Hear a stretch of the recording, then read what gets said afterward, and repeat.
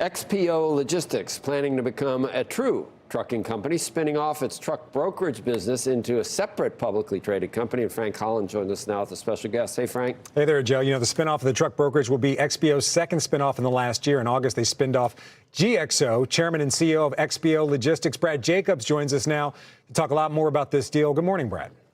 Good morning, Frank.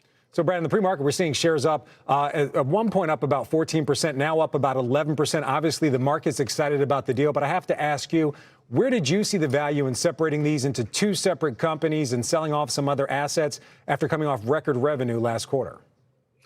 Sure. So there's really two ways that we're excelling by doing this spin. One is operationally.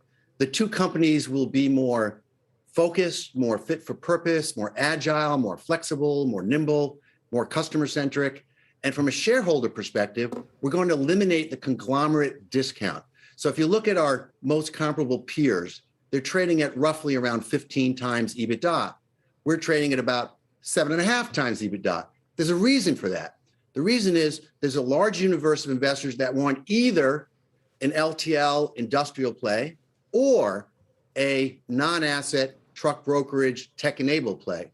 And there's not as many investors who want both.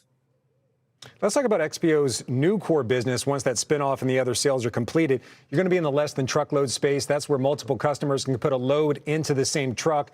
Two of your key customers are Caterpillar and Tractor Supply. Where do you see growth opportunities going forward?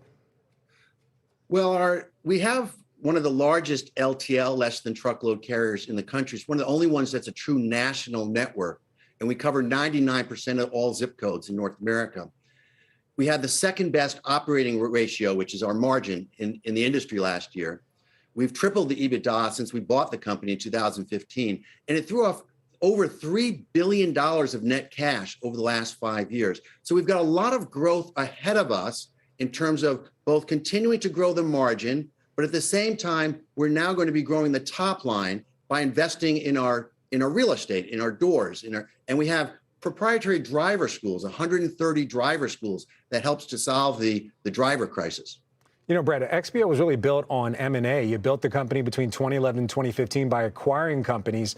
Last year, you spinned off GXO. Now you're going to sell your European business or divest from it, either sell or list it on a European exchange. And then you're also going to spin off that truck brokerage and sell some other assets if you can. Is this a complete departure from that strategy of M&A, or is there a potential for more M&A in the future? A lot of your competitors, like a Knight-Swift and a Maersk, they're actually buying assets. Well, those are two great competitors, and we respect both of them quite a bit. It's not a change in our basic strategy. Our basic strategy is to create shareholder value, and that's why that focus on creating shareholder value made us the 7th best performing stock of the Fortune 500 in the last decade. So sometimes we've bought companies, but sometimes we've sold off parts of companies that we bought. Last year, we spun off GXO. It's gone very, very well, created a lot of value. And we learned from the GXO spin that when a management team is focused solely on one thing, in the case of GXO Logistics, they do a better job. And that's what we're going to do on this spin. We're going to divide the company up in two, and we're going to do a better job for customers on LTL, and we're going to do a better job for customers in truck brokerage, a tech-enabled truck brokerage platform. Hey, Brad, just a quick question for you. What's the biggest issue that you're facing right now, or that the trucking industry is facing right now? Is it finding truckers, people to actually drive these things? Is it the higher gas prices, or would you put both in those categories? And how does the industry deal with it? It's labor. It's the availability of labor, particularly truck drivers, but also dock workers. We've addressed that issue because we have over 130 driver schools. So we doubled the amount of capacity we have for creating drivers. And next year, we'll have twice as many drivers graduate than last year. And the beauty of that is the drivers that go through our schools stay with us longer, and their safety records tend to be better. All right, Brad Jacobs, Chairman and CEO of XPO Logistics, thanks for joining us today to talk that deal. Becky, back over to you. And Frank, thank you for bringing us that interview.